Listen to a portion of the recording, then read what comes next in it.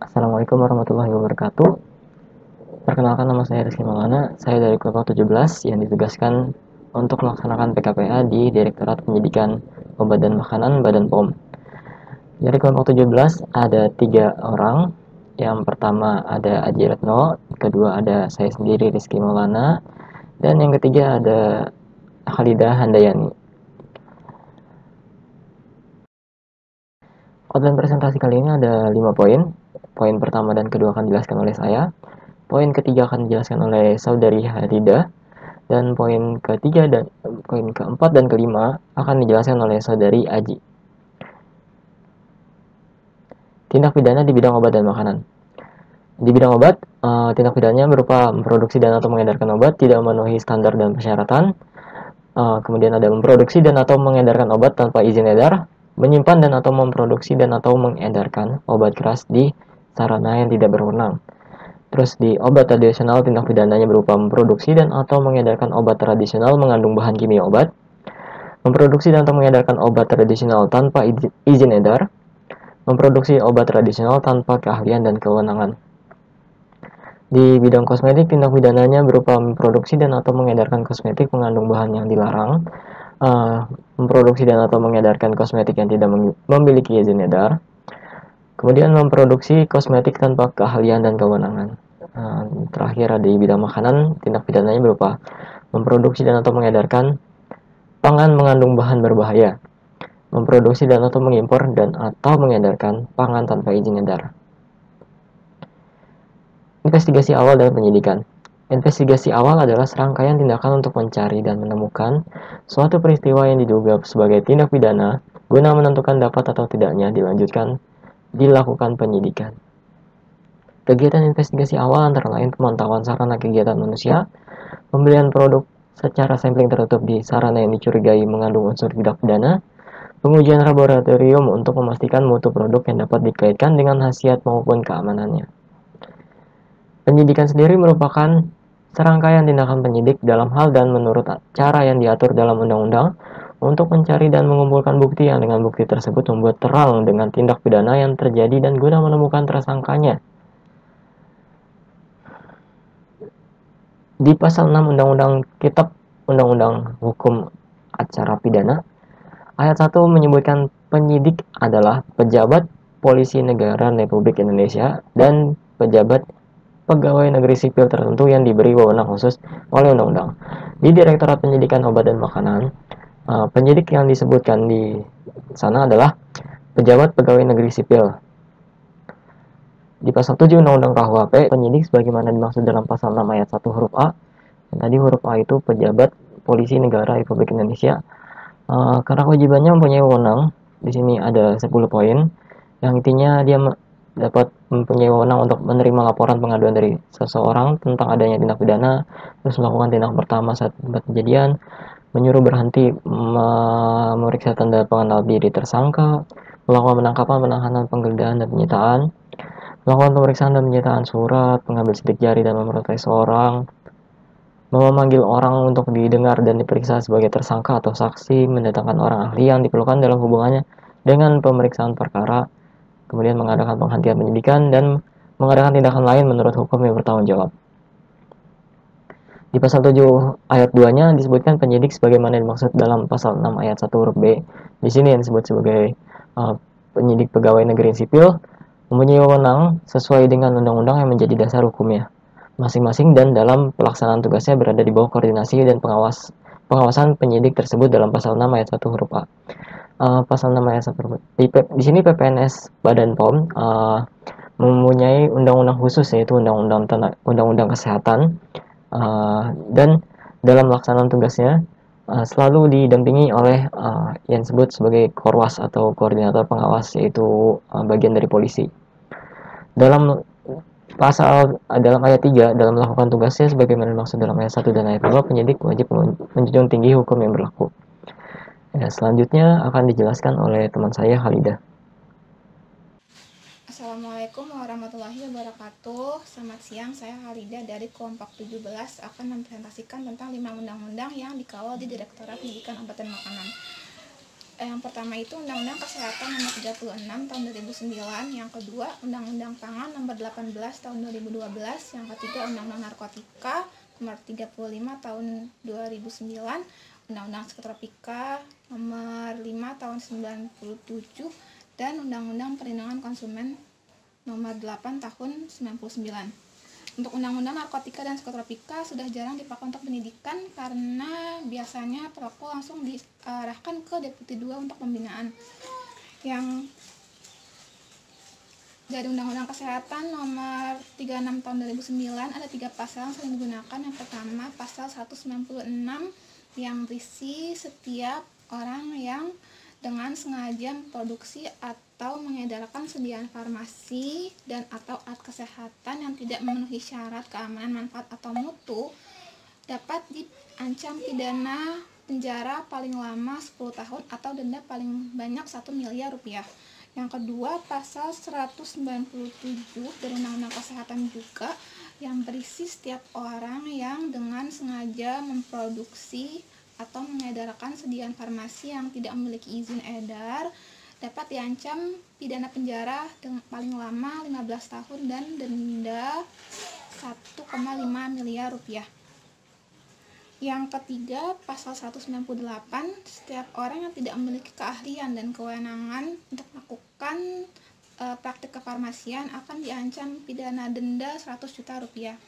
Untuk Undang-Undang Pangan ada 2 pasal yang sering digunakan. Yang pertama pasal 138 yang berisi setiap orang yang melakukan produksi pangan yang menggunakan bahan tambahan yang dapat mencemarkan sediaan atau pangan yang membahayakan kesehatan dapat diancam dengan pidana penjara paling lama 2 tahun dan denda paling banyak 4 miliar rupiah. Yang kedua ada pasal 142 untuk pelaku usaha pangan yang dengan sengaja tidak memiliki izin edar untuk mengedarkan pangan olahannya di dalam negeri atau di luar negeri atau untuk tujuan impor dapat diancam pidana paling lama 2 tahun atau denda paling banyak 4 miliar rupiah. Suatu kasus dapat dinyatakan kadaluarsa atau tidak berlaku apabila yang pertama tersangka meninggal, yang kedua sudah ada putusan hakim, yang ketiga bukti tidak cukup atau kasus termasuk bukan tindak pidana. Kasus kadaluarsa mengikuti masa hukuman yang terdapat dalam pasal yang dilanggar. Misalkan suatu pelaku usaha melanggar pasal 197 Undang-Undang Kesehatan, di situ dinyatakan paling lama dipidana penjara selama 15 tahun, berarti kasus tersebut dapat kadaluarsa otomatis selama 15 tahun. Demikian pesan dari saya. Selanjutnya akan dilanjutkan oleh Kak Aji. Terima kasih. Assalamualaikum warahmatullahi wabarakatuh. Saya Aji Retno Wijayanti, mahasiswa apoteker dari kampus UHAMKA, akan menjelaskan presentasi tentang alur penyidikan di Badan POM. Penyidikan yang pertama adalah Direktorat Penyidikan mendapat laporan kejadian dari pengaduan masyarakat lewat website online Badan POM atau dari berita lain. Kemudian ditindaklanjuti dengan pendalaman informasi oleh pihak penyidik, kemudian dijadikan sebuah kasus. Nah, dari penyidik ini kemudian memberitahukan ke penuntut umum. Nah, kemudian diterbitkan sprindik. Sprindik itu adalah surat perintah penyidikan, serta diterbitkan SPDP, surat pemberitahuan dimulainya penyidikan. Nah, di tahap 1 ini ada pemberian berkas ke Kejagung, Kejaksaan Agung lewat kepolisian. Pemberkasannya diperiksa dengan surat penetapan tersangka. Baru diadakan penangkapan, penahanan, sita atau geledah dengan bantuan Korwas kepolisian. Nah, di sini biasanya ada gelar perkara. Gelar perkara itu ada internal dan eksternal. Ini untuk mengetahui jika berkasnya itu belum selesai atau belum lengkap atau ada kendala lain, ini disebut dengan P19. Tetapi jika berkas dilakukan evaluasi sampai selesai atau lengkap dinamakan dengan P21. Baru dilanjutkan dengan tahap 2, yaitu pemberkasan barang bukti dan tersangka diajukan ke JPU atau Jaksa Penuntut Umum. Nah, kemudian dilakukan penuntutan di pengadilan. Contoh kegiatan di Direktorat Penyidikan Obat dan Makanan salah satunya adalah Operasi Pangea. Operasi Pangea merupakan operasi internasional di bawah koordinasi Interpol, melibatkan partisipasi aktif dengan cara memutuskan distribusi obat ilegal. Seperti ini laporannya. Di sini ada daftar balai besar balai POM di seluruh Indonesia. Ini dilakukan tanggal 8 Maret dan dilaporkan maksimal tanggal 12 Maret. Di sini contohnya ada Badan POM Pusat, ini jumlah websitenya. Terus ada marketplace-nya dari mana dipasarankannya, lewat media, temuannya berapa. Terus bentuknya itu obat, kosmetik, obat tradisional atau pangan. Jumlahnya berapa, satuannya, sampai kita cek nilai ekonomi. Jadi tahu bahwa yang ditemukan itu sampai kerugiannya berapa rupiah, dan kita laporkan. Dari operasi Pangea tersebut ada 74 balai POM dan balai besar itu melaporkan ke Badan POM Pusat dan kemudian melakukan evaluasi dari pusat. Contoh kegiatan lain di Direktorat Penyidikan Obat dan Makanan ada kita membuat list sampel barang bukti tindak pidana di bidang obat dan makanan. Seperti ini wadahnya, ada 2 wadah saat itu, dan ini dilakukan penggerebekan di kota Jakarta. Nah, listnya ini ada 12 barang bukti.